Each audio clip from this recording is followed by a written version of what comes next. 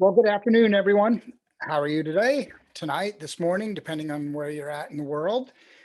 Thank you for joining us today for the part three in the annual training concepts webinar. Part three is about late base to peak performance. As always, let's see. My name is Tim Cusick. I'm the Training Peaks WKO product leader, and I will be guiding you through today's webinar. One of the things I really encourage you to do is ask questions as we go. In these Zoom controls, you have a little control bar like this down here. Please use the Q&A button. I will not monitor chat as I won't see it as we go. So please use the Q&A button. I can tell you today, I'm really hoping for some great questions. Just as we're still letting some people join and before we proceed, just a reminder, everything in these webinars are my opinion. I do try to base them on science and my own coaching experience, but in the same reality, my goal is not to tell you to coach like me. My goal is to help give some insights and thinking and examples of how I structure things and encourage you to go out and build your process and how you structure things. I have a caveat to today's session, and it's why I was talking about questions. I do have a question screen over here. So as you post questions, you might see me looking here. I'm looking at your questions. My caveat today is I always struggle with a webinar that gets into this amount of precision. So the reason I broke the annual planning down into three sections is when we're talking about the first part one, the big picture, that's pretty easy and can be delivered based on kind of knowledge and physiology and science. We move on to part two and we really kind of get over the, hey, let's just get riding and build a little aerobic engine work. And we start building in more specificity into the training process, right? It gets a little bit harder. But when we get into this final phase of training, this really is the art of coaching.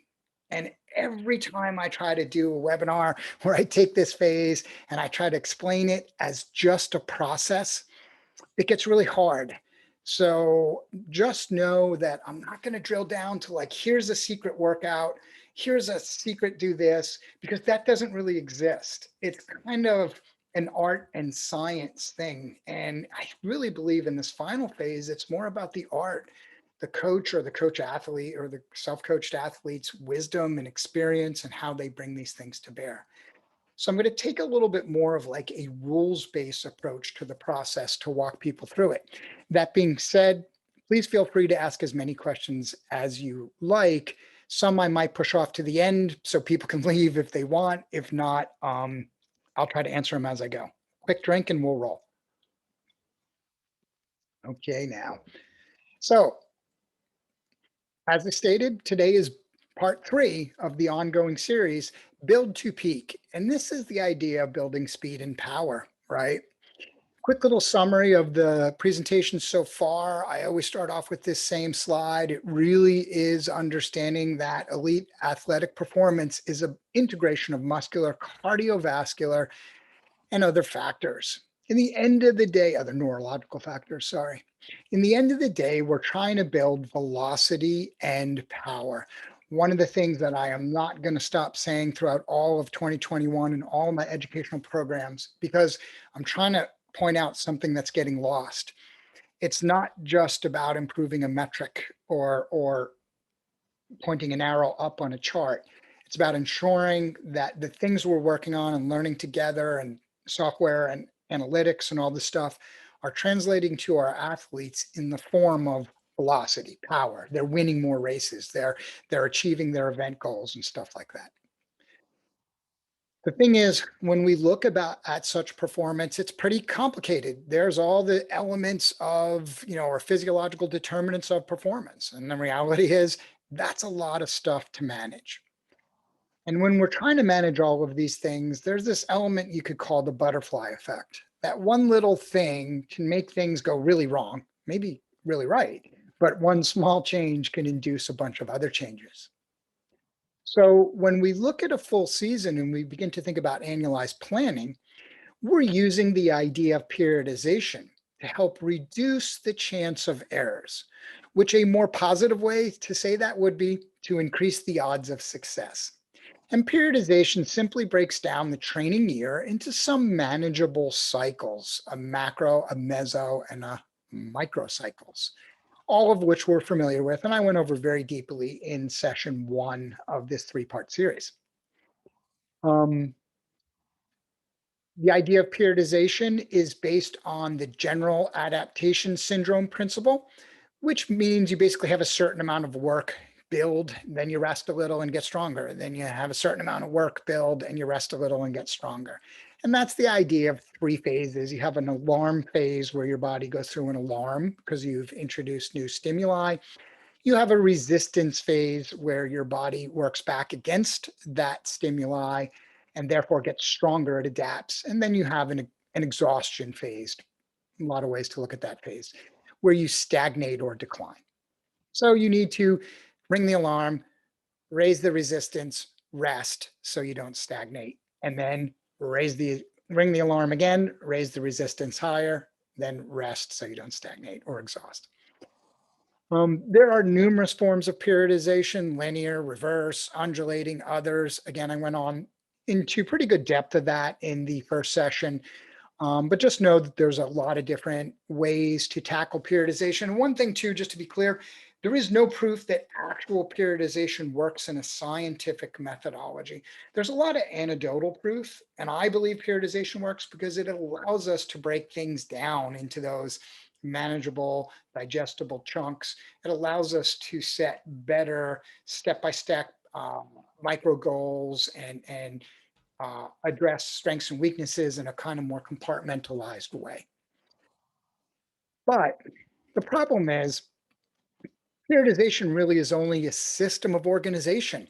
And like training load as a whole, it's a neutral construct. It's just a way of organizing things. It isn't really the answer. It's not a training process or modality. It simply is a calendar, right? A fancy way. Well, I won't even call it a fancy way of calendar. It's an organizational way of organizing things. And the reality is this time-bound concept simply takes it, have a macro cycle, we have a mesocycle, so we might break down the season or the year, whatever terminology you want to use, into some general cycles. And then we have a bunch of microcycles, this specificity that happens in here. And this is kind of what you usually see, some schedule like this, right, where we chunk things in time. One of the things I really went in pretty good depth in cycle 1 or in presentation 1 here, and I'll say it again now, I am not a firm believer in progression by time. I think time is, again, it's a neutral concept here. You have some estimates of time of how long you want to work through certain phases and progress. But I think that needs to be based on more than just, oh, my 12 weeks is up, or oh, my 8 weeks is up. Now you need a certain amount of that because the whole idea here is to peak the athlete at a certain time in their big event. You want this peak to occur right at the right time. But I think we need to be more flexible and not as rigid. Watch part 1. Now, what is a process? And this is my process, and I put together some X's and O's, right? Some squares and arrows. And PowerPoint design probably isn't my strong suit, but I think this explains it pretty well. When we look at the process of annual training, right, it all starts with a diagnosis. And that diagnosis is based on ability of the rider, demand of the event. We then manipulate volume and intensity via a specific training modality while we manage fitness and freshness, all leading to the desired outcome of peak performance. So this is the basis of my process. For me, I have kind of 2 phases in my periodization. I simply have a training phase, which in typical language is a base and build sort of packed together. And then I just have what I call the performance phase, which is kind of build and peak, depending on how you look at it. And I'll go over that a little more deeply here in a minute. Now, what I started with in webinar 1 was my base, my early base period. Oop, sorry, I got ahead a couple of slides. Let me explain my process. So the diagnosis is we simply are looking at the ability of the rider and the demands of the event. We then And this is probably the main item we do as coaching, we're manipulating this volume and intensity relationship. I posted this slide recently because I've had people push back on this point based on webinar 1 and 2, but I still stand by what this is. As a coach, when we think about you're writing a training plan, right? You're typing away, you're building workouts. This is what you're doing. You're manipulating the volume and intensity relationship in a planned series of exercise or a planned series of stimuli events with the desire of achieving a certain outcome. But the reality is, in that manipulation, volume and intensity play separate, all but related, but separate roles, right? Volume is the quantity of work you've done, whether that's low intensity volume or high intensity volume. I'm just talking about volume. It's the quantity of work performed, and it really determines how much you adapt. I am a firm believer in the fact that if you want to make significant upticks in performance, one of the core elements you should consider for most average cyclists is a significant uptick in volume. You simply will adapt better, more deeply, right? So let's say you're an athlete who most of their life is trained 10 to 12 hours a week. You have, if you're saying, wow, I want to make that next significant jump, volume is a driver. And it's one of the things that can really get you to the next level. But you have to make a significant jump in volume, 20, 25%, if you want to expect a big step up in return. Now, if you're a professional rider that's been riding for 10 to 15 years, you might not have much volume room left, right? But that is the reality of it. It is what it is. But when we start talking about intensity, that is the quality of work performed specifically. And if you think about it, that absolutely does define the adaptation. So as a coach, you want a lot of adaptation, a lot of positive adaptation, hopefully very little bad, right? But you also need specificity in that adaptation. And the reality is the intensity manipulation is the way you achieve that. And I think that's really, really important. I was reading a great article, an interview with Dr. Andy Coggan the other day, part 2 of a series. And the interviewer, after all these years asked him, you've been training with power now for 25 years, or what are your key learnings? And he basically said, the same as when I first started, I made a list of the top 10 things I learned. Number 1 was specificity. Number 2 was specificity. Number 3 was specificity. And that really is true about power and how we implement. When we think about planning, I'm not sure we use that thinking well enough as why we implement intensity.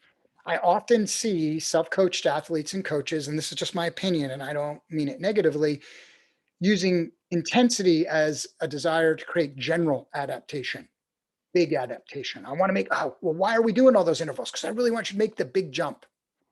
The reality is volume will drive how much you adapt. Quality of the work specifically performed will drive those or define them. Via, training modality, there's plenty of different training modalities out there in the world, and there's a lot of discussion on training modalities right now. I'm about to do a pretty good podcast, hopefully, with shed some additional light on this, but whether you're talking about polarized or pyramid or threshold or undulating, there's plenty of them out there. The reality is once you have decided how you're going to manipulate volume and intensity, you need to think about the modality. How are you going to deliver, in what system are you going to deliver that manipulation in? You are managing fitness and freshness through all training. There's plenty of self-coached and great coaches I see here on the webinar today who absolutely know this is part of the secret to success, that training rhythm, keeping the athlete fresh enough to train hard when they need to train hard, keeping enough load or fatigue in there, right? So that they're adapting and responding. And the performance management approach, I think, does very well for that. The ideas of chronic training load and acute training load are so important to understand that is a measurement of the training load, not necessarily a measurement of your fitness. There might be correlation, but it is just a measurement of your training load. Adapting those principles in understanding how to manage training load helps. And finally, of course, we want peak performance out of the athlete at the right time. And what does peak mean? Just their maximum best, right? They can nail it. They're confident, they're ready, they deliver. So as we've gotten into these webinars, I've used this format to try to explain each step and kind of that visual summary process. Again, it's so funny when you have to explain your process, it really makes your brain work on overload to do it. When I talked about early base, diagnosis still driving the boat, ability of the rider, demand of the event.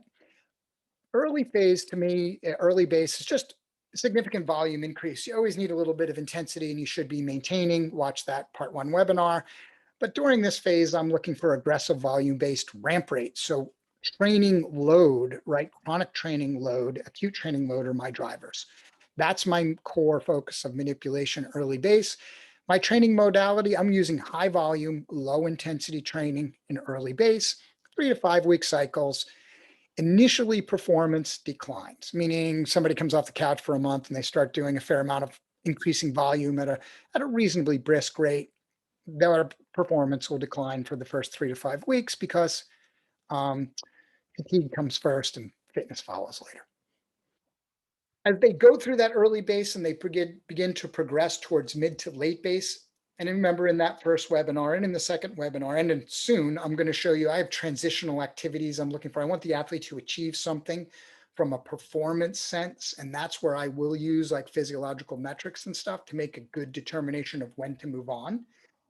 But once it's time to get out of that early base phase, the athlete's building the aerobic engine, they're establishing what I'm looking for. We move to mid to late base.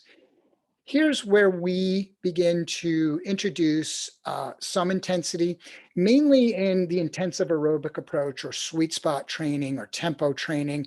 But we're working in between zones now. If you want to use the physiological elements that I showed you in part 1 and 2, we're working between LT1 and LT2 more frequently here as we're building up intensive aerobic conditioning. We're preparing somewhat for the demands of racing. And we're also using that work to accumulate training stress score and continue to build our efforts. My modality shifts from a high volume, low intensity training into a pyramidal approach, of which I described deeply in session 2. I shorten my training cycles now to make sure that I'm dealing with fatigue well. One of the things I hate in training cycles is the fact that it says weeks, right? The problem is like when you explain something and you have to put it in nice little boxes like a week, it's not always a clean little week. That could be 2.5 weeks with 0.5 of a week of rest, right? So just take it as a generalization. And as we begin to increase ATL, this leads to an inconsistency in mid performance. I often see athletes, we want to believe fitness growth and testing and everything like that. It's nice and linear, right? Everybody gets stronger every time they go out on their bike. But I think the coaches here are experienced enough to tell you it's kind of more like this, right? It's a little and up and down. In this phase and in my peak phase, ATL really drives that inconsistency. So what happens now is the athlete's building some fitness, so they're more ATL dependent on performance. If they're a little fresher, they tend to perform a little bit better. If they're deep in an ATL, they tend to perform a little worse, lesser. So you see those variations. So now as we move towards peak, right, here is the new one. So far everything's been kind of summary. Now let's move forward into late base to peak, which I'm going to lump together. So let's start with this diagram for late base to peak. We actually have a new focus on the diagnosis. I'm going to go over that in a slide or two. It's not a new focus. It's the time to make some final decisions about your diagnosis.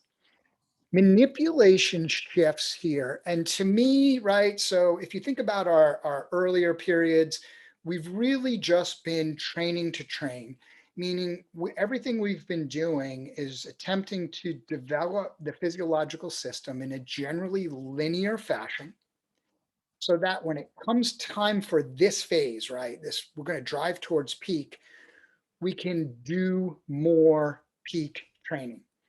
So if somebody asks me, like, what am I trying to do through my base and build periods?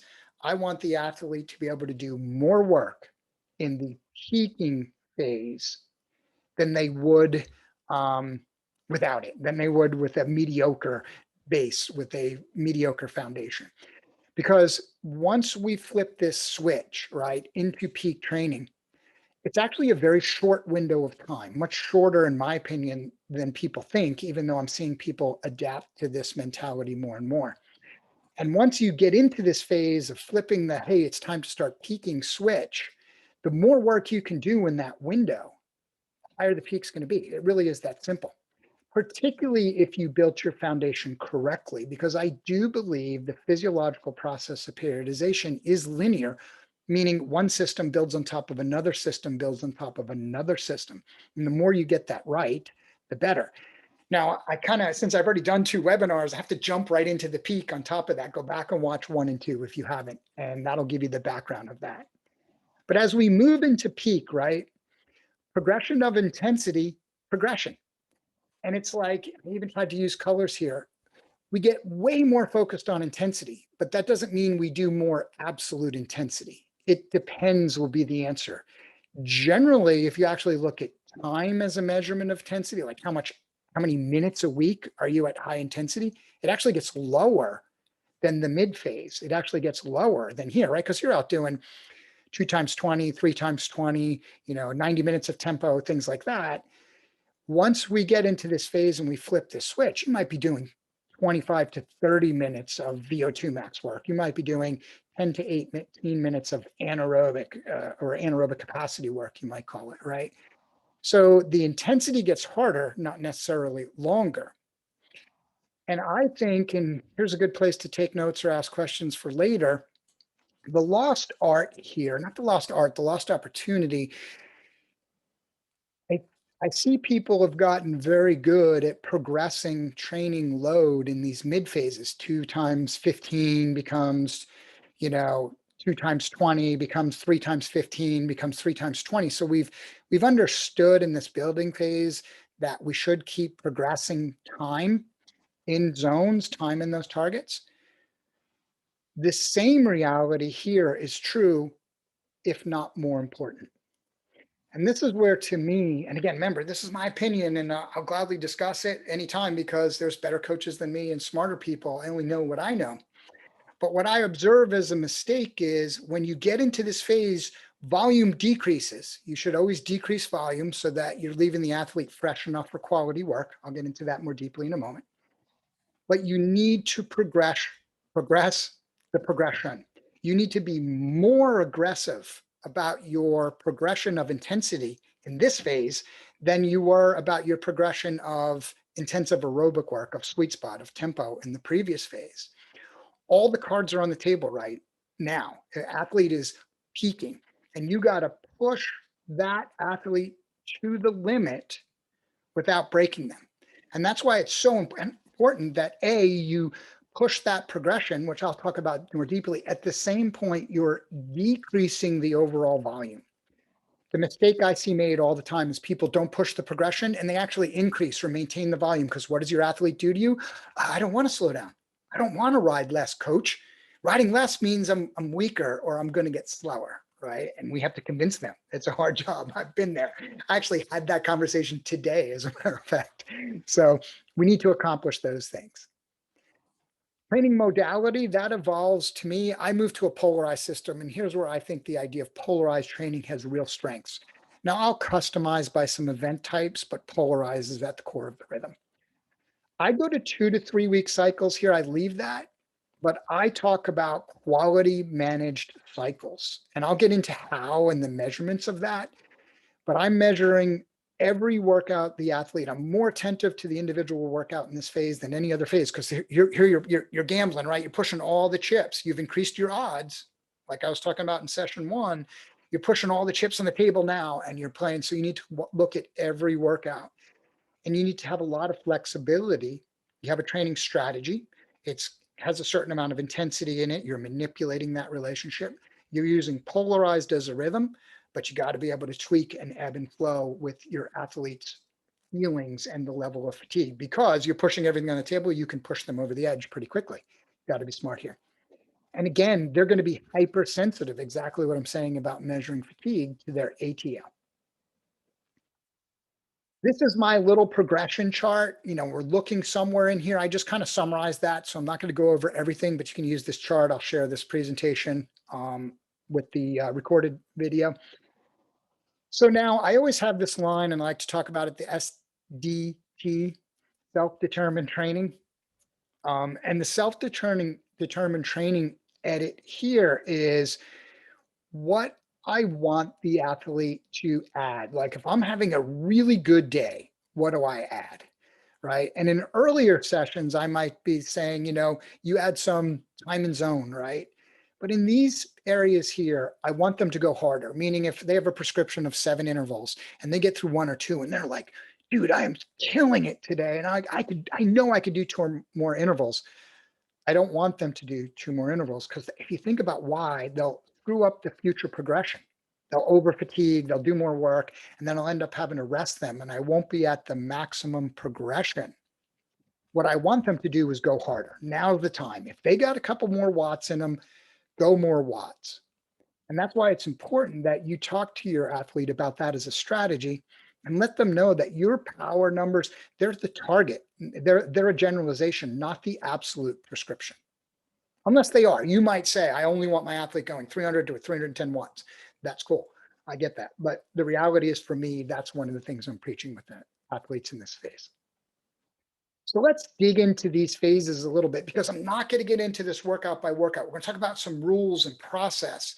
I think if you as a group think about rules and process and what drives your thinking through these phases, you'll actually develop your system and workouts a little better. So let's talk about this idea of ability of the rider demands of the event. I went into this in cycle 1, and I gave this little analogy of, wow, what we needed to do was a generalized approach. And the idea was we had this base training evolution. We started out just getting the chassis and the car and the engine ready.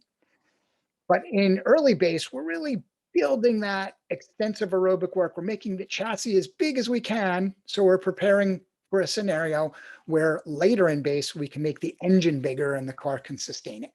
So that's just one of the ways to look at it. There's lots of different analysis or analogies you would use.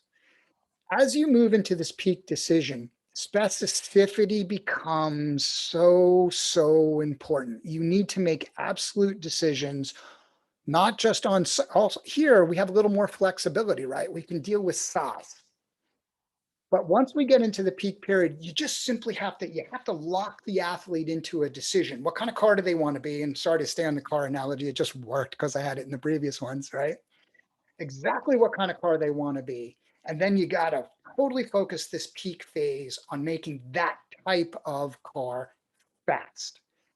So maybe another way to think about it, if you take the progression of needs throughout an annual plan, from beginning of the plan towards end of the plan, you progress. I start with general weaknesses of the athlete, and that's anything they're weak at, right? We all have strengths and weaknesses. Everybody here knows what that means. As we move towards early to late base, I focus on limiters. A limiter is a weakness that can stop you from winning. So a limiter is a weakness that can stop you from winning. So I coach a pretty good female time trialist.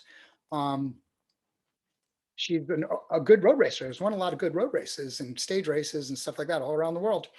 The reality is she's never going to win a sprint finish, never. So whereas it's a weakness, it's not a limiter in the sense that if she ever came down to us, we could spend a lot of time working on her sprint and we'll never overcome that reality. So, okay, that's a weakness. We do some work on it here because we want to keep the physiological. We don't want it to become such a weakness that it's a barrier to her overall training. But as we move here to limiters, we're really looking at the weaknesses that can stop her from winning. As we move into later phase, we start talking about general demands of the event and specific demands of the event. And you as the coach, for athletes with big A events, are particularly driven by this. Like they have one big event. They want to be national champion or Olympics or world champion or state champ or whatever that is. But that's even true for somebody who wants to race all summer long in the local, category racing series. The reality is, if they want the whole series, you might always be a little more the general demands of the event, right? I want to win the crit series. Well, okay, you can figure out what those demands would be and implement training that helps prepare them for it. But if they want to win the national crit championship, well, that might be specific. The course might be this, right? There might be a small hill on it. There might be a point where the separation could or will occur. Um, so that reality is you have to get more specific. So it's like if you took, and I actually have this chart, I built this chart for myself like 5 years ago, and I kind of maintain it every year, even though I don't, it's not taped to my wall when I use it. It's probably in my head, but when I think about it a lot, I'll look at it just to refer to. And I just think general, specific, focused with each one of my um, types. And my specific will be blank. So let's say I took on a new road race athlete who's like, I want to be a road race. I want to win the state championships, right? There's some general demands. I have more in mind. I'm just giving you guys some general thinking. Um, and then I also have specific. What if that state championships had a 4-minute power climb on it? It's been on the same course the last 3 years, and that 4-minute power climb has been where it always, comes apart, or the winner makes the move, or whatever it is. You got to find those specific demands. Then I have the kind of focused training. And to me, what I mean by focused training are what are the little things that you're both mentally and physically focusing on that you really need to do right in the race. Like a race like this might mean you really got to be good at pace maintenance, and positioning might be a better term, right? You got to stay in, in the group, you got to hold on, even if it's really hard, stuff like that. I'm not going to go over each one of these, but I think you get the point. And be really clear. This is an oversimplification. For any athlete who's ever seen one of my needs analysis, I go pretty deep one time at the beginning. I want to understand it well and do it with the athlete. So understand, I'm just giving you some ways to think about this. The next specificity becomes, to me, one of the crucial points of the toggle switch. Remember, so the reality is we're coming through base, we're coming through base, we're coming through late base, whatever you want to call it. And then bam, we're about to hit the peak push, the drive for peak, right? To me, this is the time, and it's funny, we've been talking about this in the Facebook group a little bit, and somebody linked a couple of very key podcasts that do a great job of going over this and explaining the idea here. When you move into the peak period with your athlete, you have to make an analysis, a series of decisions of where they're at and what I call the capacity versus power equation. If you think about a lot of my other webinars, there's oftentimes I'll say, you've got these decisions to make cost benefit, right? Capacity and power. I've gone over this pretty heavily in some other webinars, like interval webinars and stuff like this. But the reality is, as you come out of base, you've been building, you've been working, hopefully things are working the way you're at. But I find that athletes come out somewhere with a balance of capacity and power. And I do this thinking as a quadrant analysis. I don't have a fancy chart. I have a square on a piece of paper. And it's like, wow, the athlete has high power but low capacity, or they have low power and low capacity, bad training.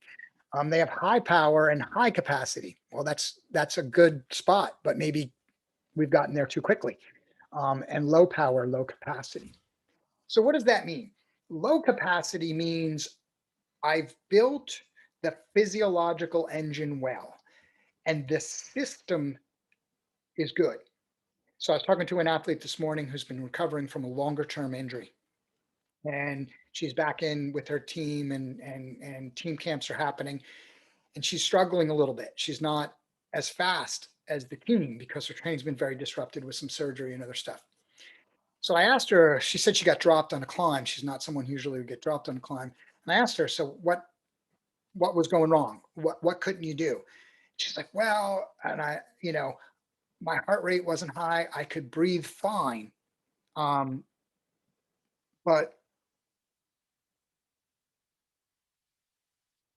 yeah, somebody's pointing out the typo. This should say low power, high capacity. Sorry about that. You got to have one. It's not fun if I don't have one good typo. So this should say low power, high capacity. So back to the message capacity. She's like, I wasn't breathing that heavy. My heart rate wasn't through the roof.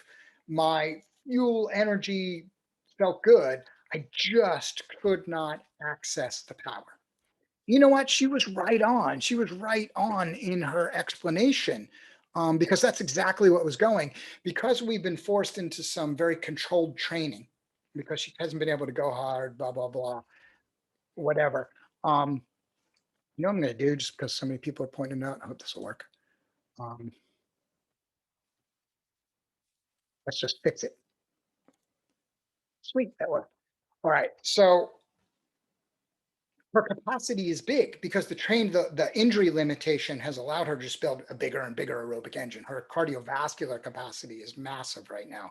Her aerobic fitness in a metabolic, her aerobic capacity is huge. She's burning a ton of fats as fuel. She's all wired that way. But when the smackdown comes, she can't go really hard at this moment. So she has big capacity and low power. So that capacity really is wasted, maybe. Depends what we do next, right? But the reality is you need both capacity and power when you move in this phase. You, as the coach or the self-coached athlete, you have to determine where the athlete is at this point. You have to determine where the athlete is at this point. If they're like, wow, and this is where you use power data versus power duration metrics. You can learn a lot. This is an excellent place for the overlap of physiological data and the athlete's actual performing power. And if you watch the webinar, I did 3 webinars, The Power of Power Training, it really talks about this in depth.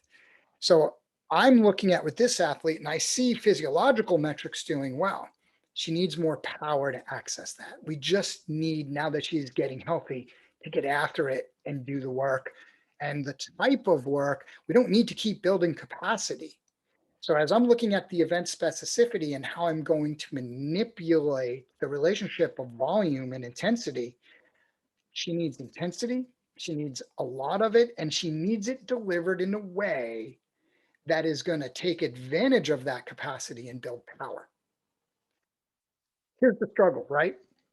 We think about this idea of power and capacity, and we think as we get fit, there's an equal, clean, linear line of growth between the two. The athlete just gets faster, right? The athlete just gets faster. The reality is it looks more like this, or actually you could just flip that around. It would look more like this. It might even look like, lightning bolts going up here. We don't respond to, humans respond to exercise physiology or exercise stimuli in unique ways, right? And that's variable in its own part. So you as the coach have to watch how that's going. And through base training, you can do a pretty good job of that. You can look at the elements of their metabolic fitness. What is their VO2 max? Best indicator of cardiovascular fitness, right? What is their threshold?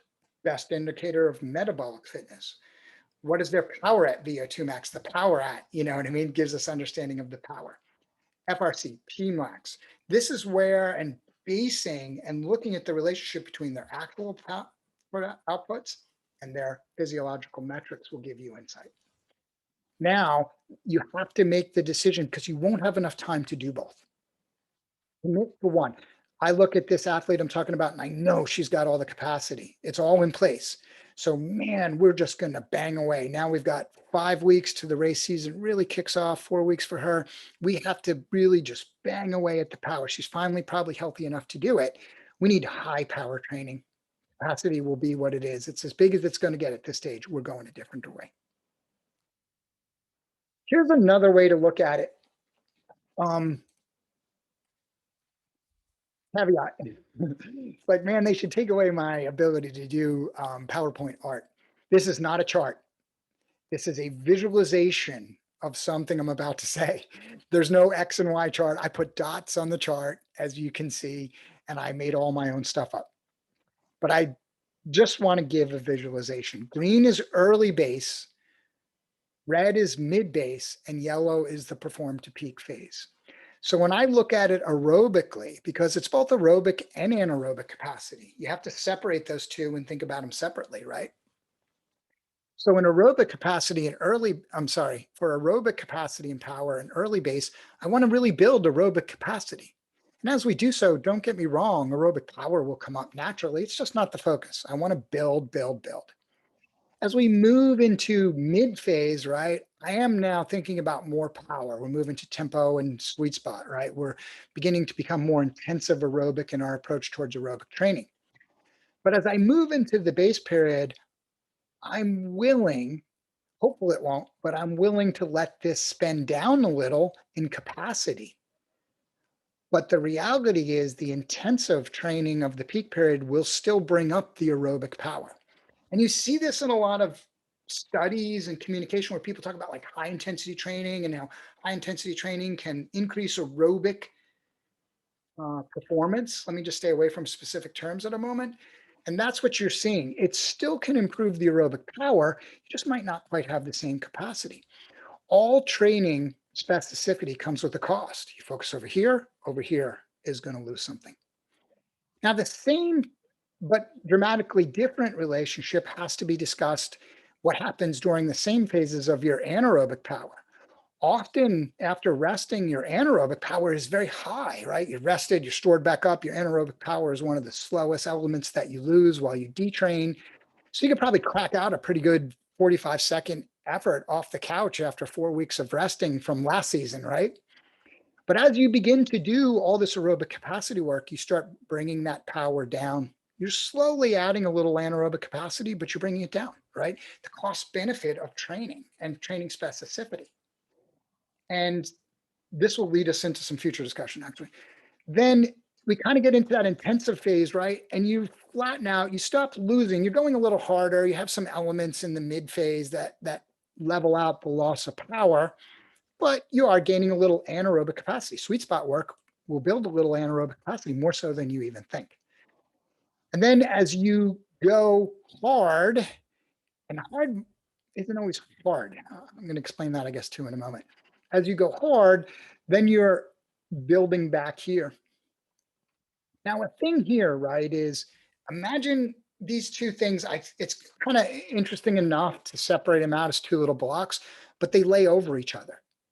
The reality of the physiological change, the adaptation that the athlete is going through, is these are happening at the same time in that cost-benefit relationship. And the end of the day, it's why it's so important that you have specificity. Decide what kind of a car they're going to be. Decide the specific and general demands or the general and specific demands to make them succeed. What's it going to take to make them go fast?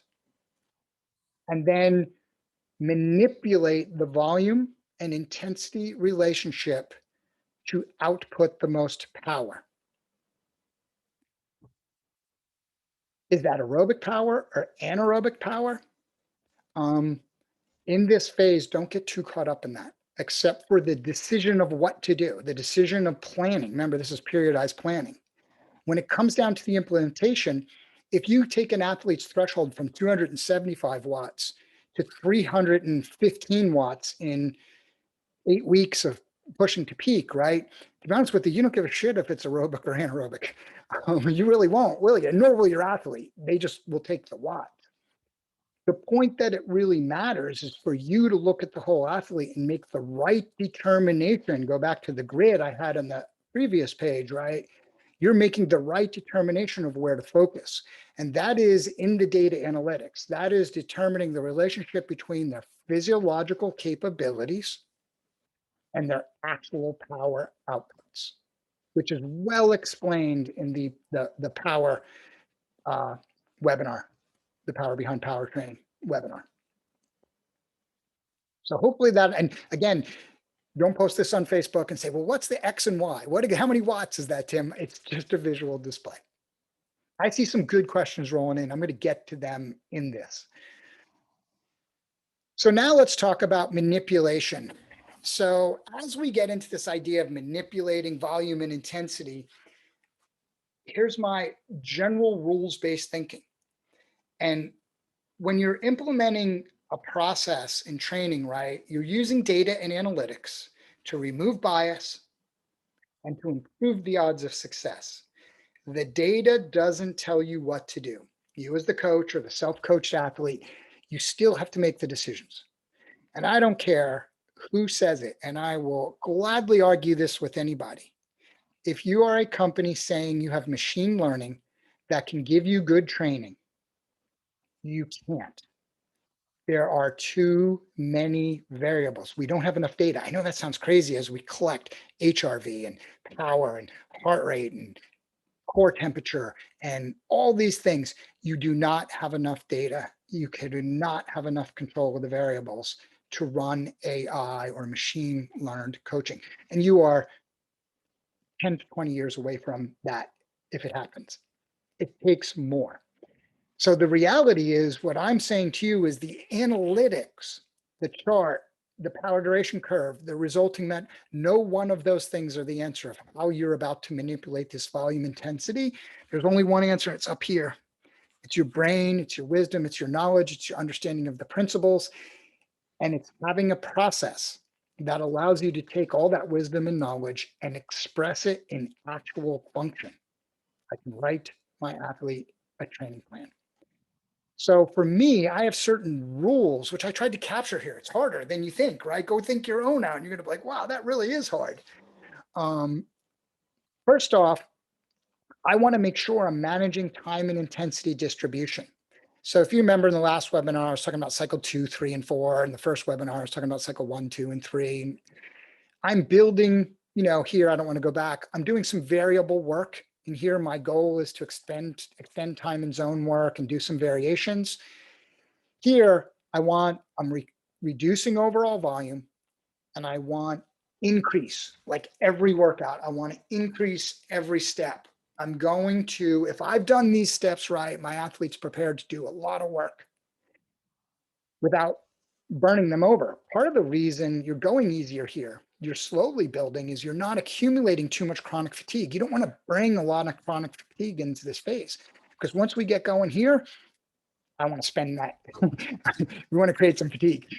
Short, hard hit pulse, drive that peak, pull back, taper into a peak, win the race. So here, where we're slowly building volume, intensity, all those deals, here we want more power. Here's your Star Trek, right? I need more power, Scotty. This is it. And I'm going to kind of define that in a little bit.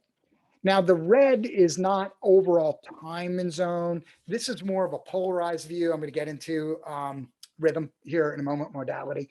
But just that's 2 to 3 hard days a week. That's the polarized system in general. I manipulate it a little bit, as I'll show you. What am I targeting? I'm not going to get into this. I think Coggin's chart, this chart's out there. He really laid this out pretty well. There's other charts that could give it to you deeper maybe, or your own physiological knowledge. But this is where it gets really hard, right? Because when we get into this heavy phase, there's so much precision, there's so much specificity and specialization. I can't sit here and say, do a lot of SST, raise volume. I can't.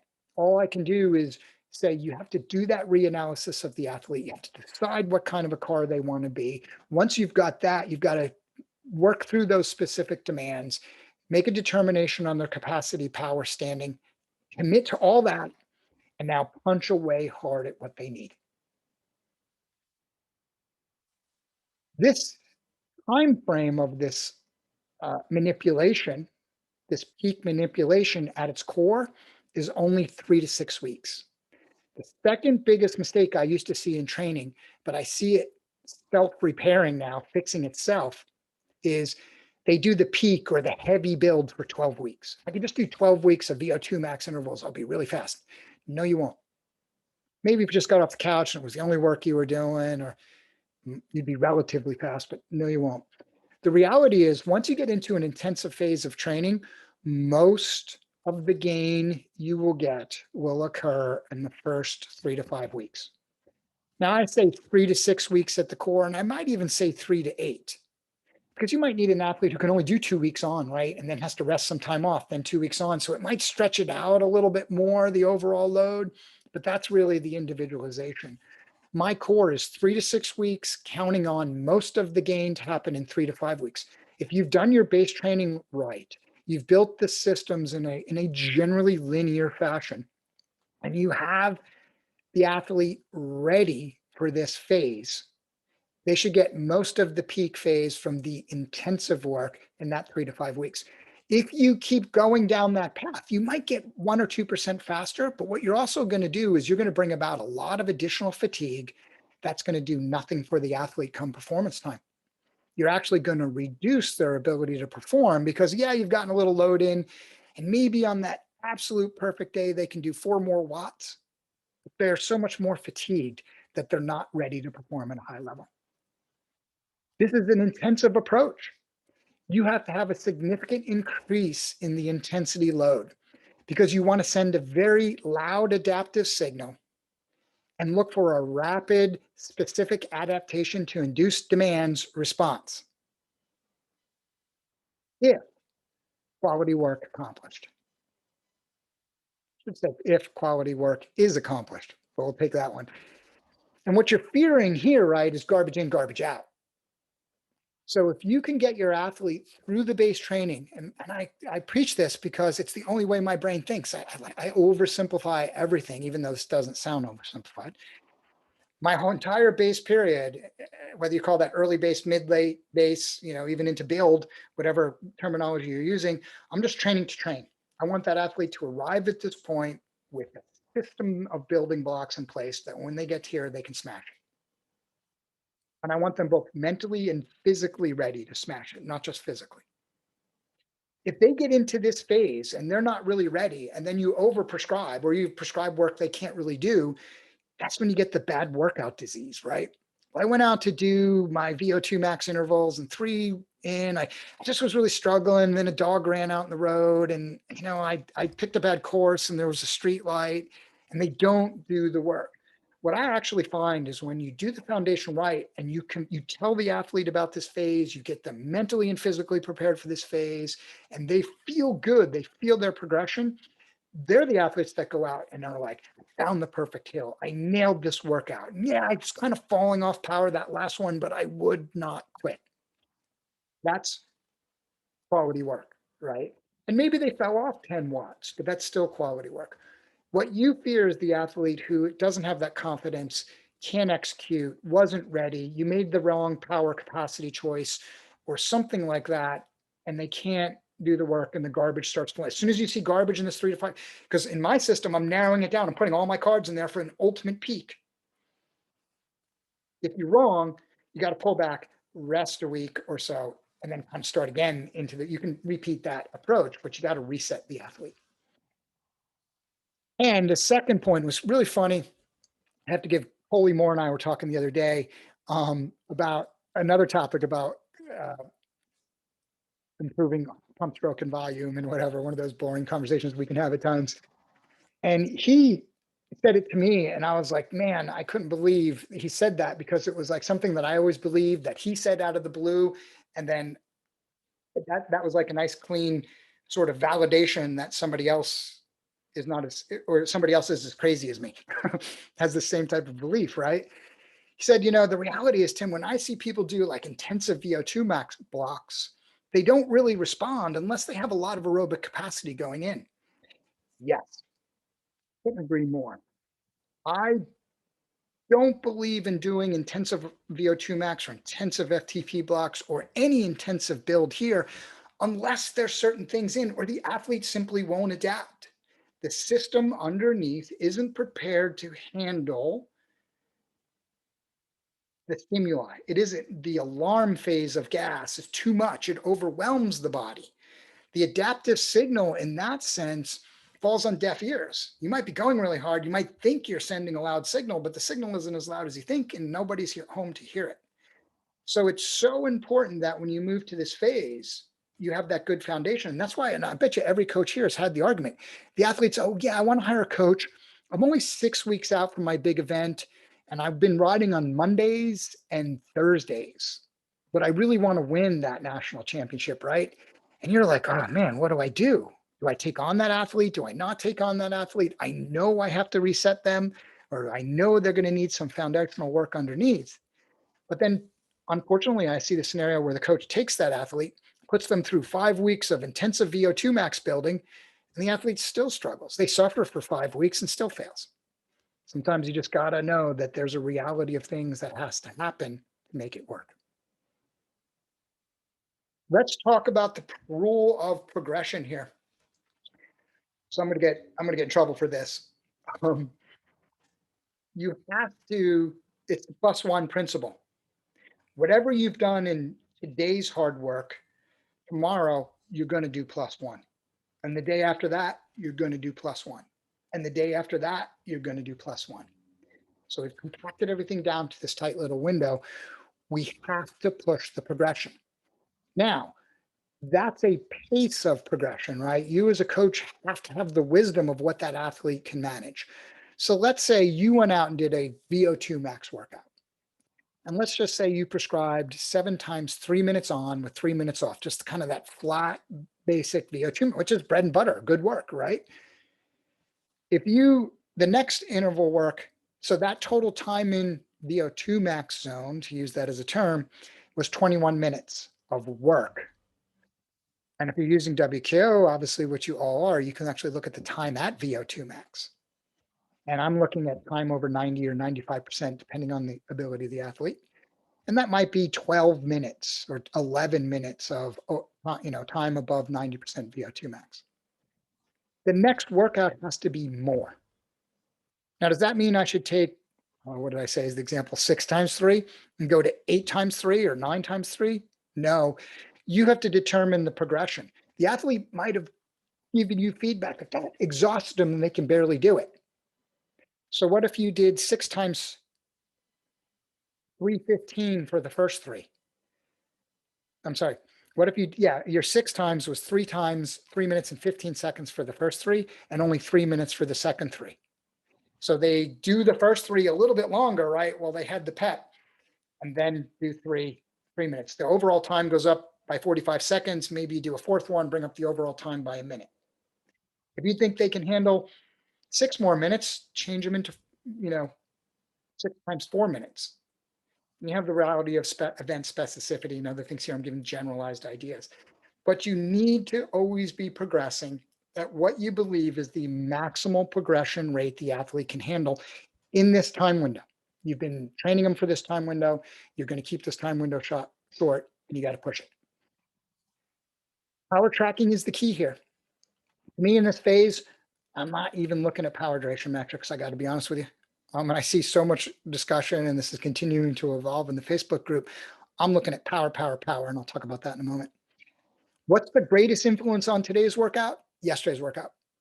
I am constantly looking over my shoulder, meaning I want to know what they did Tuesday, how well they performed, how well they felt, what was their RPE, what was their recovery, how well did they sleep that night?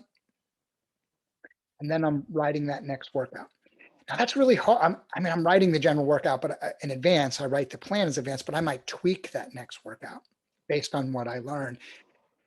This is a lot of work. And here's where it's hard for coaching because it's a tough business. Nobody gets paid for coaching. You do it because you love it. You're not becoming millionaires, right? And it's hard to have that much individual view and approach towards workout. But we're talking about, like I said in the first webinar, right? The perfect principle, the perfect world principle. So in the perfect world, that's what it takes, and that's what you need to do. So you're using that information to tweak the next hard workout, or maybe even just the next workout. So when you talk about tracking this, here's a very simple tracking format that's gotten so lost in the world of today. And I'm part of the responsibility. Kevin Williams, the guy who wrote WKO, has really been the brains behind it since it was cycling Peaks, 500 years ago. He's funny. We were just kind of talking about metrics and this and that and blah, blah, blah. And we kind of came back to this. Well, what about the power? And it's like, well, what's a chart? What's the most basic thing? And we started looking at all athletes back in this old school way. WKO3 and WKO2 did this, and Cycling Peaks did this. And all this chart is weekly bests at 5 minutes, 20 minutes. And all we did in WKO5 was use simple linear regression to put a line. Power is the best indicator of success. And part of it is we ourselves with the power duration curve introduced the idea of doing metrics, and metrics are great and they help explain the why. They give us precursors to improvement. They help us understand the specific nature of the response to training. But at the end of the day, you don't win on Pmax. Maybe you do, but you know what I mean. You don't win on FOC. I guess you do, but you win on the actual power you put out. So don't forget that good basic tracking. For me, I go back to this. I've added this back to my list. It was kind of funny based on that conversation. I look at it like this. I have a two-stage, there's a race readiness report that I have a custom version. To be honest with you, I'm not going to show you everything I actually do, but I'll give you the idea and you can think about it from that. I'm running. So if you think about what this is doing, right, it's showing me peaks at select timeframes, 5 minutes, 20 minutes, 60 minutes. So here I'm running 3 power duration curves compared. I'm running 3 FTPs compared, and I'm running some other data compared, power at VO2 max, some other things, right? What I'm doing though, what I manipulate in my time range, and you could build a chart that just does this, is I have last season minus 30 days, this season minus 30 days, and the last 30 days. So what I'm really looking at is the last 30 days, what I'm training at now versus the entire season minus these 30 days. So as we get intensive, and for me with my athletes, I'm just moving into this phase with all my athletes. I've got the luxury of coaching all athletes sort of on the same schedule. I have the luxury, but you can see here that this athlete, this is the season. The red is their last 30 days, and the yellow, it's hard to see the colors, and are last season. So they're ahead of last season. This preseason's gone better. But the last 30 days, there's been a little bit of drop off here. That's probably just a testing time range. But if you think about this, as you move over it, you're getting this, but compared very specifically in time. In this race readiness, there's a report.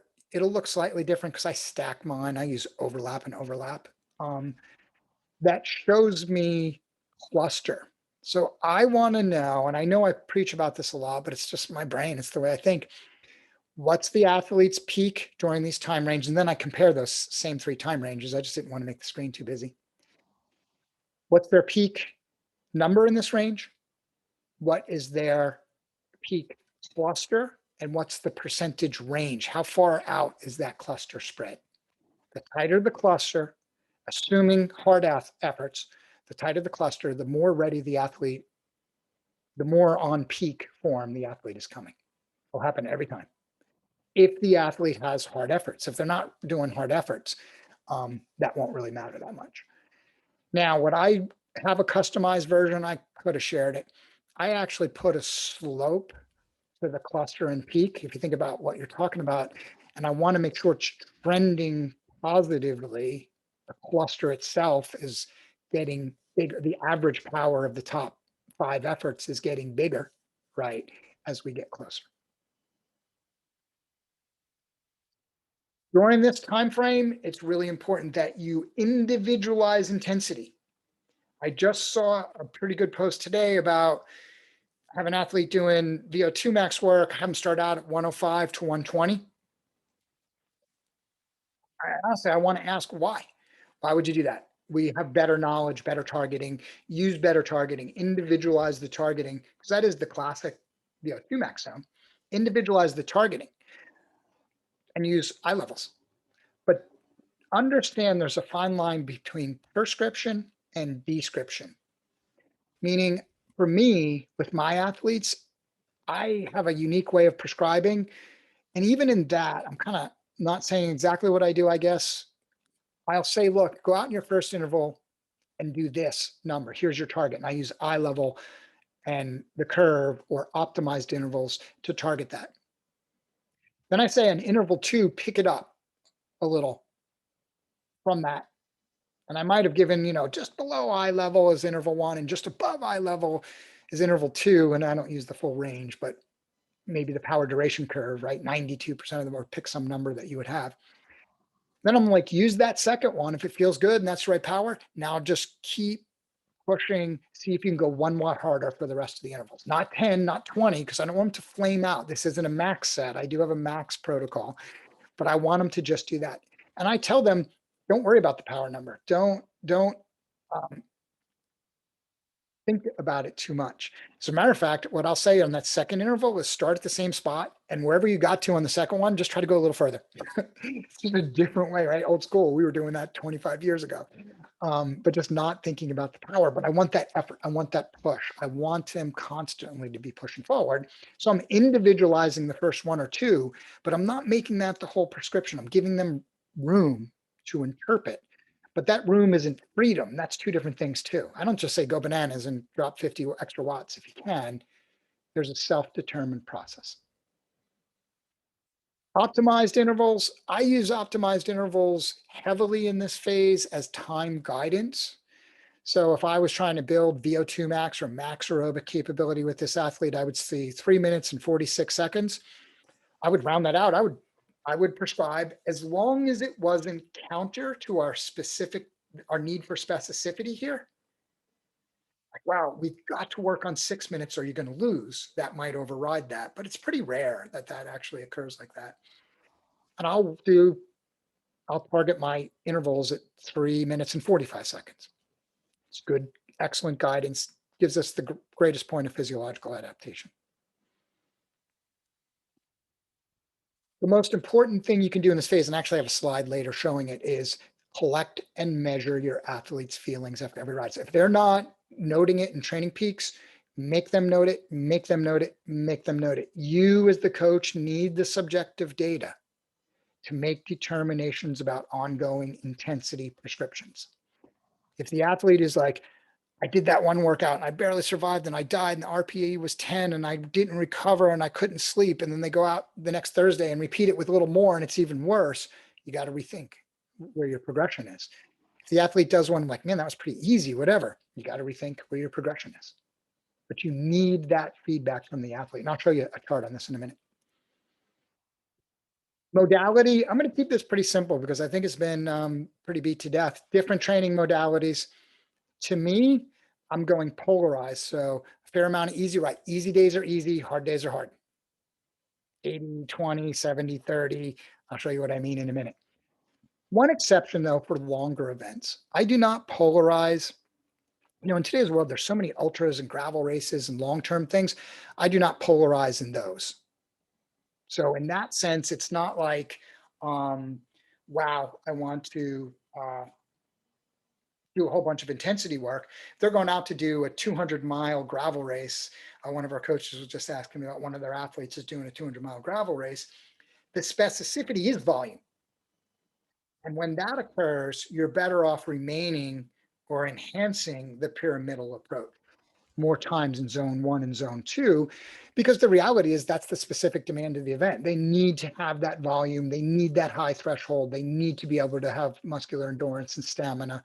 They need to practice fueling over long and burn more fats and all that stuff. So I'll polarize in general, but longer events will go pyramid.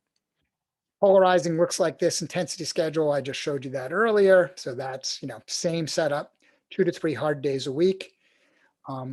I track it more by eye levels, but I still am looking at the idea of these being polarized. I simply use the monthly or weekly time in cog and eye levels, and I'm just tracking it in a color stack like that.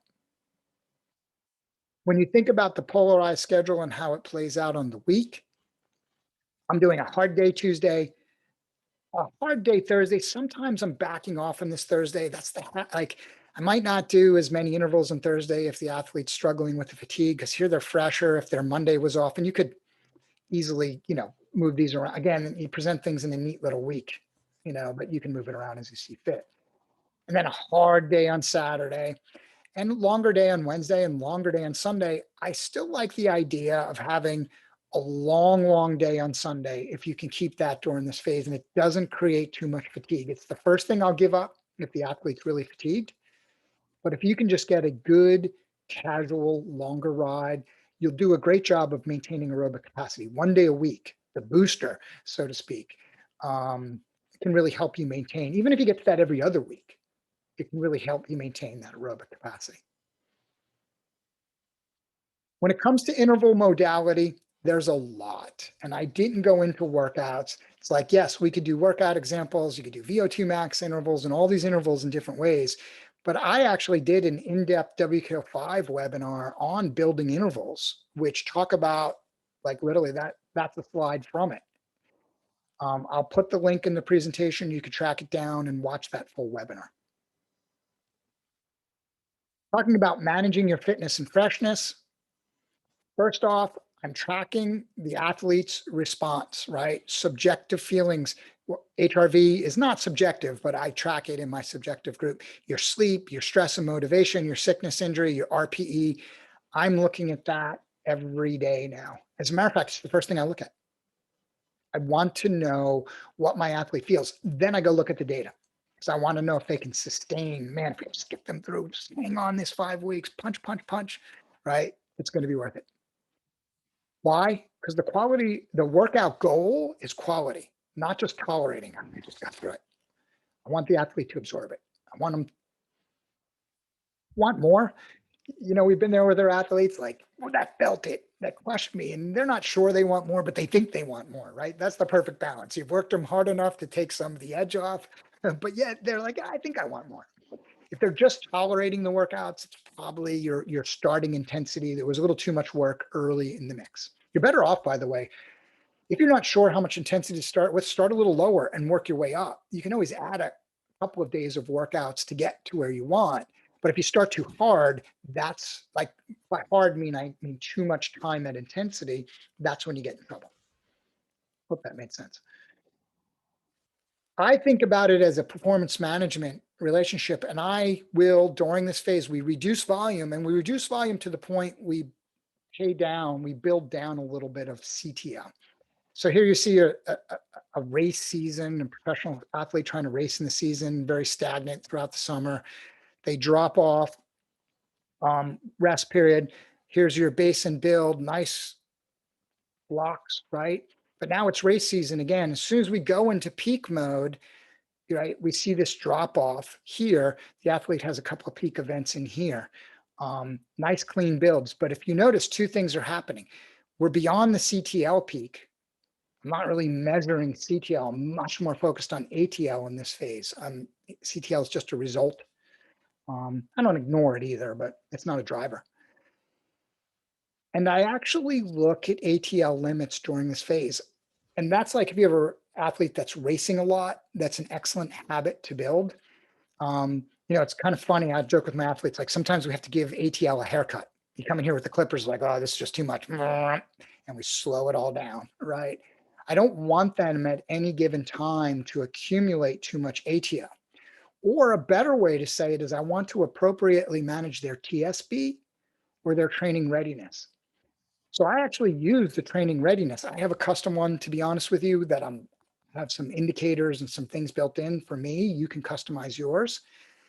And if you see here in the build, we are doing some high volume, right? In these early phases, you see it here, both years, there is some higher, and this is 2020, which we all know where all of our athletes looked a little wacky. So, we build. You see those heavier, those low TSB days, right? The athletes got high ATL, that's going to be the inverse. But then when they get into the peaking period, we don't see those deep dives much, right? We want to be here in the green, a little bit here. This is like a little stage race in a strange time of year. Not strange, but early stage race, let's just call it. Then they come back, same thing next year, but then COVID hits, doesn't look quite like it should. But then turns out there is some racing in Europe, so a really fast build. And then as we go to peak for that time frame, we immediately move back into not so much ATL or the appropriately balanced TSB. Probably could have explained the connection between ATL and TSB. They're basically the inverse of each other, offset by one day. I tend to think about it more as the acute training load creating fatigue or, versus training stress balance. But you can ask me questions on that in the Q&A. Finally, power is the greatest predictor of performance. In all of this, to me, what we're looking at as we're thinking about what's happening here is I'm tracking.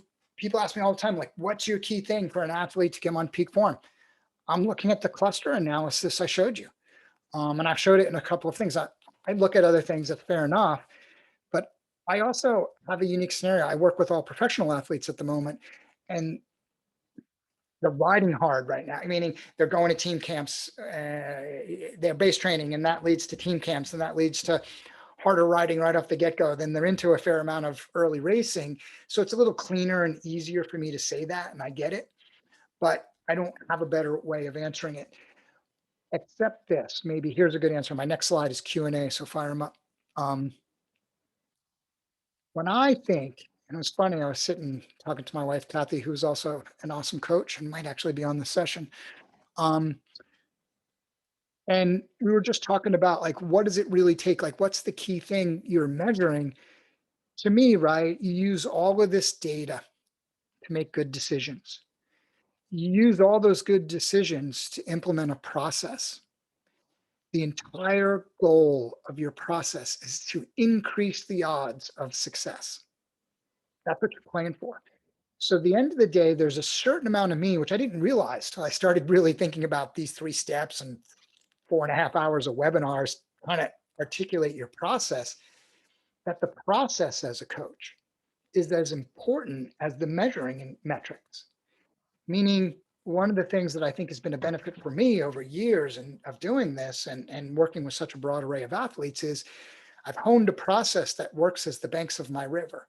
I use data in that process to help me make superior decisions. And by superior, I mean higher chance of success, better odds of being right, right?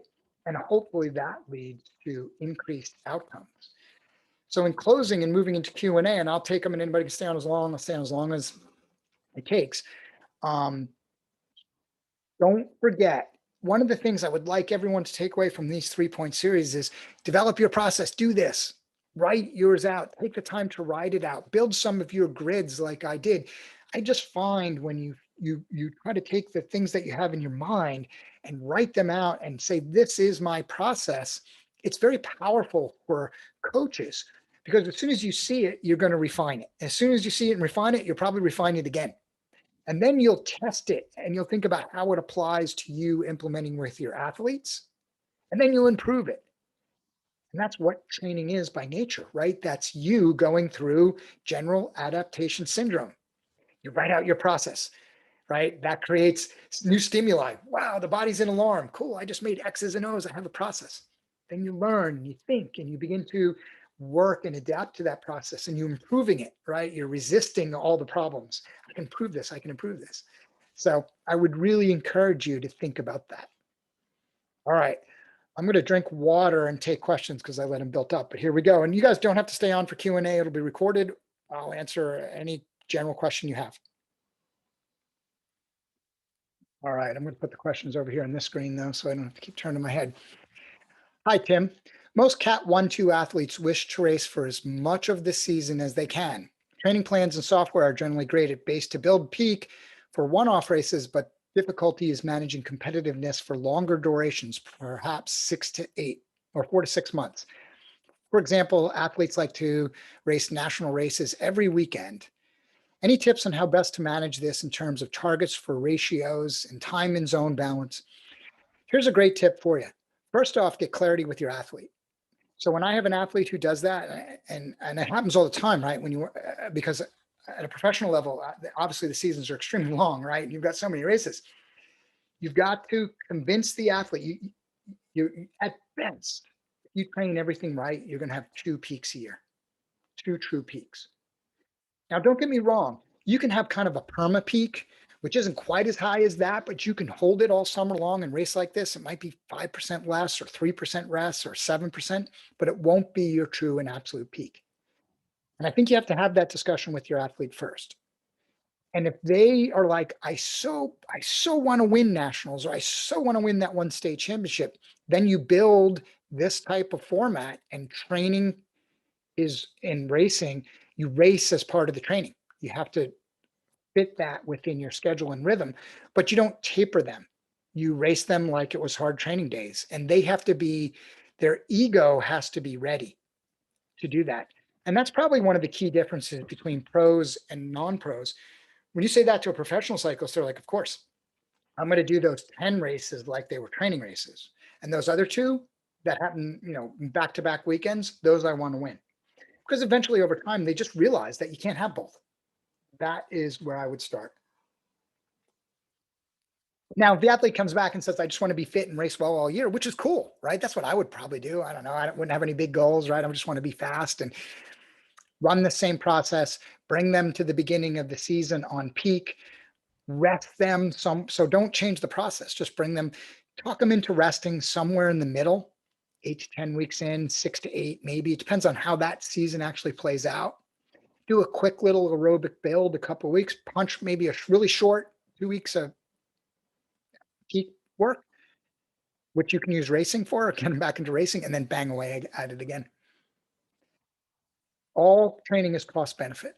If they want to be perma fit, the peak will not be as high.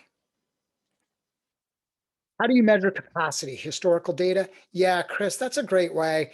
So I have some capacity tests. So you can think about capacity, how long they can sustain a time at power, a form of time to exhaustion, which is a little bit of a hint. Also, there are some repeatability tests. So I might go out and I have a repeatability test protocol I do with my athletes that I use as a measurement for repeatability, because that's part of or a form of capacity. So yeah, I usually use history and a combination of testing and metrics to determine it. But that's the art of it, right? That's why it's so hard, you guys. It's not like I can say, man, here's the hard and fast rule, because when the athlete moves into this peak phase, right, it is way different between if you're doing a 12-hour gravel grinder, a 45-minute crit, a 90-minute cross-country mountain bike race, or a 30-minute time trial. So the number of examples I would need to give you are staggering and way beyond me mentally. I think these webinars are long, ask for that. So I try to use that type of information and make determination. Chris, I test it at the end. I have a test workout or two at the end that I make some determinations on capacity. We can actually talk about that in other groups. Hey, David, is capacity and power related to MFTP as a percentage? Not really. When I use MFTP as a percentage, what I'm really comparing there, even though it's all related, right? It's all in the same system. Think about it this way. VO2 max is the greatest indicator of your cardiovascular fitness. It's telling you how much intake and uptake oxygen is working within the system, stroke volume, O2 uptake, all the things that you need in that system. FTP is your metabolic fitness. How are you dealing with the utilization of fuel? How are you producing that energy? And how are you dealing with byproduct? So if you think about metabolic fitness, right? How much fuel can you get into the system and how much byproduct can you get out? It's one of the reasons I like the engine analogy. You need both. You need more fuel in and more fuel out. And of course, the engine needs to be efficient, but that's what you're training. So that's different. Something different, but that does tell me and help me train, make decisions about training modality in the mid base periods. Are you defining aerobic capacity as endurance or VO2 max, or VO2 max and aerobic power? That's a great question, because I went back and I said aerobic power and anaerobic power. For me, when I look at aerobic capacity, it's a broad range, but I'll always hone it down by specifically what the athlete wants. So overarching, you're talking about the size of the aerobic engine and driven by how it fuels, how efficient it is, and this and that. But reality is, when we're talking about aerobic capacity, I want to know the highest powers output at certain aerobic markers. So let's call it an oversimplification here, but let's call it LT1 and LT2. A lot of what I'm looking for in early aerobic capacity is I want to push LT1 as close to LT2 as possible. When we start talking later on, I might broaden that a little bit in how I define it, and repeatability and some things like that come into it. Really hard question to answer without a really 1-hour webinar. But I think that was some hints. You could ask it again if it wasn't. When is it time to move from sweet spot to FTP work? It depends. It really depends. They can, by the way, they go together really well. So here's an example, right? I'll give you a very simple example based on the last question. If your athlete has been doing a fair amount of work and they're really good at aerobic capacity and they're doing a lot of sweet spot and that's helping their aerobic capacity, it will also help their anaerobic capacity a little bit too, right? But now they can go out and do, how many people here use Zwift, right? And you go out and you do a long Saturday morning 100-kilometer fast group ride in Zwift.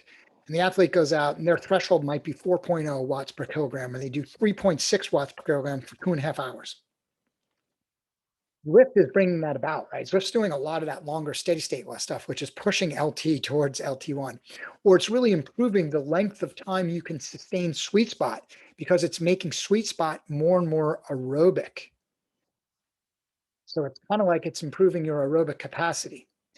So the reality is, if that aerobic capacity is that high that you can go out and do that, it might better help you to flip to a more power-based approach. Capacity is full. If you can hold 2.5 hours of sweet spot, or low sweet spot, which I see people do on Zwift, and can do it 2 hours of sweet spot or more in intervals. Pros can. It's time to develop some power. Your capacity is probably pretty high, so I might flip to FTP work then. It's a gut feel. It's an art. It's really, the data helps, but you just got to know when the athlete's got diminishing returns, their threshold isn't moving anymore. That's a good way to look at it. Physiological stagnation. How do you know when the athlete has a good basic engine to go into VO2 max block? It's really hard, Jenko. You're asking the questions exactly what I'm talking about, that it takes learning and experience and stuff over time. I would say when the athlete stagnates, so let's say you just start riding your bike a lot and you're tracking MFTP or FTP or set FTP, right? And FTP, or 60-minute power, FTP is improving every month, every 3 weeks, and it's going up in some reasonably linear format. And then suddenly, right, that's as high as it goes. Then you do a little other work, and it goes a little higher, but it really doesn't move like it was moving. That's a good indicator. Now, when you look at physiological metrics, you usually see that, but not always. Here's the problem. You usually see that when threshold starts becoming a higher percentage of VO2 max. It's usually getting close to that 85%. That's telling you that you've increased the threshold as much as you can, as much as you have room for, and it's time to do some more work. Now, that won't be a nice, clean equation if you just jump off the couch and you're training 4 hours a week. It's, it's only going to be reflective of the work you're doing. You might, at 4 hours a week, you might be training hard for you, but you might only be 75%. And maybe a VO2, so there's too many variables to answer the question. Besides what I just did. I feel bad ducking questions like that, but if I answer it with one answer, you have to give me all the athlete's data and I'll answer it. But you can't make generalizations like that without creating risk. When is it more appropriate to use eye levels versus optimized intervals? Dave, I use eye levels when the time range doesn't match the optimized intervals. So I've had the situation a couple of different times where there is some specific event or course demand that's like, man, that athlete has to have 2-minute power. Or man, that athlete has to have 9-minute power, right? And the optimized interval doesn't line up well, even though I know it will improve the physiological system a little better, targeting off the eye level will better prepare them for the specific demands of the event.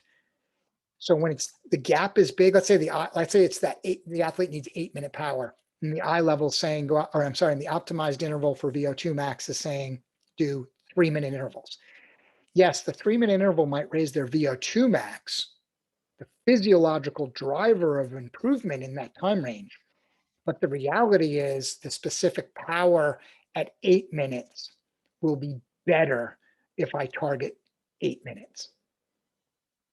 Hopefully that made sense.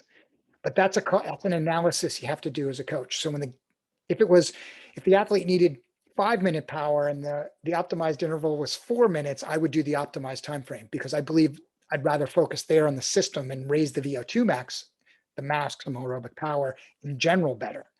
But when the specific demand is far away from the optimized, I'll use the eye level.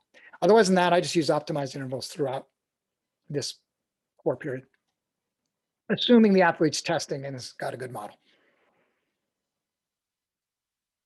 To maintain form mid-race season, we reduce volume intensity. How do we avoid day training? I have a particular system, FRC, FTP. Examples, what is the minimum amount of work required to maintain fitness of the systems?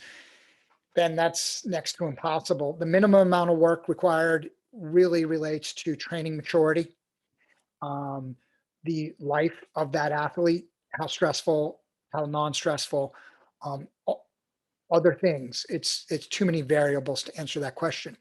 That being said, it's less intensity than you would think. Once, here you can remember this quote, right? A pretty smart coach taught me this, Dean Golish taught me this. What it takes to get there is not what it takes to stay there. So it's not as much as you think, but it really is based on a lot of other factors that's hard.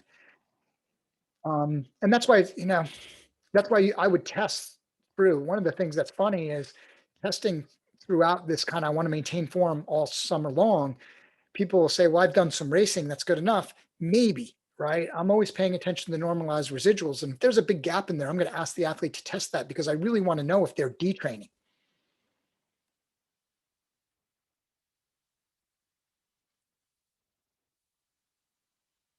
Okay, you're welcome. Maybe the wrong episode, but what would you best guess to be the least amount of aerobic base early to have increases?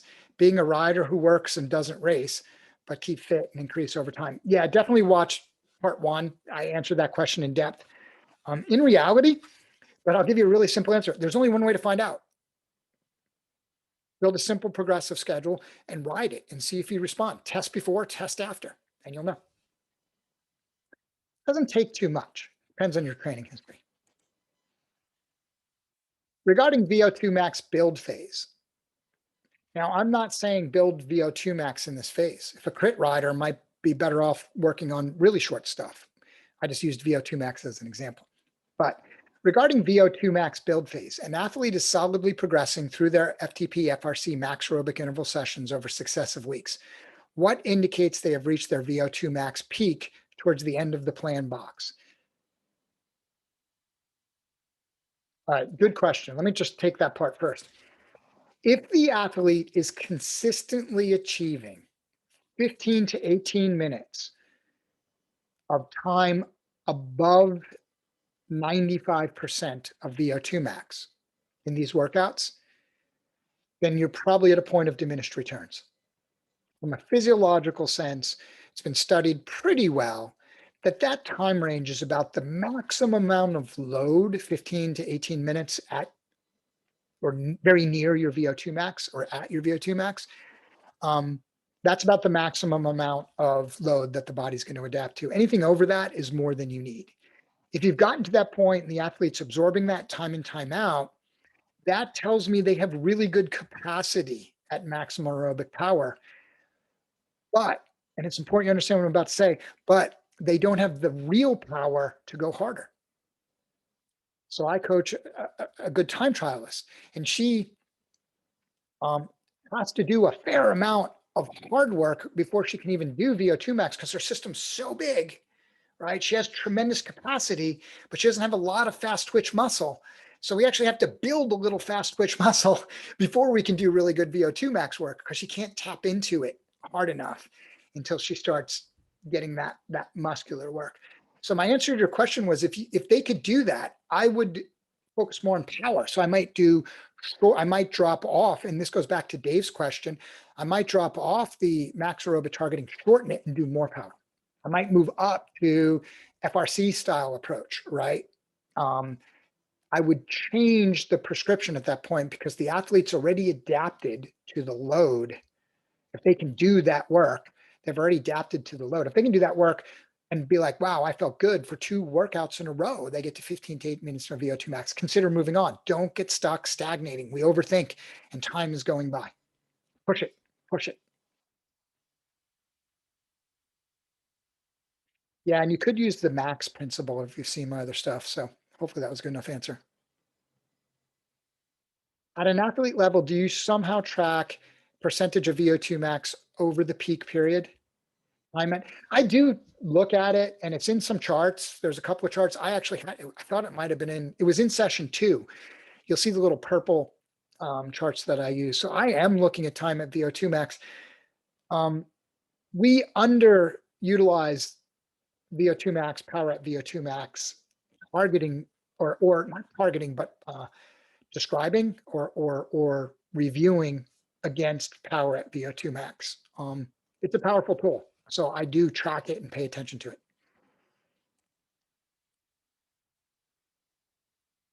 You're welcome. You're welcome. Oh, I see what your question is. Well, is there an easy way to track that total time?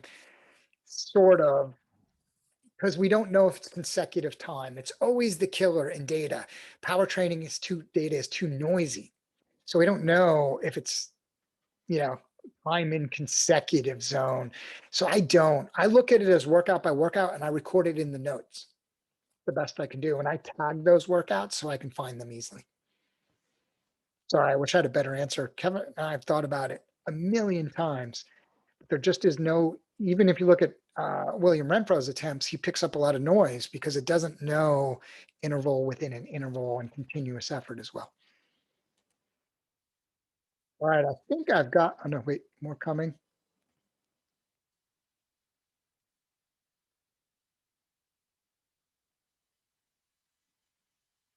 Okay, yes, tracking VI is a good way to look at one of the elements of workouts. Um, Excellent. All right, I think I've gotten to all the questions. Thank you, everybody, for coming today. I'll get this posted up in the recorded version, and I will link my presentation to it. Thanks again. Have a great day.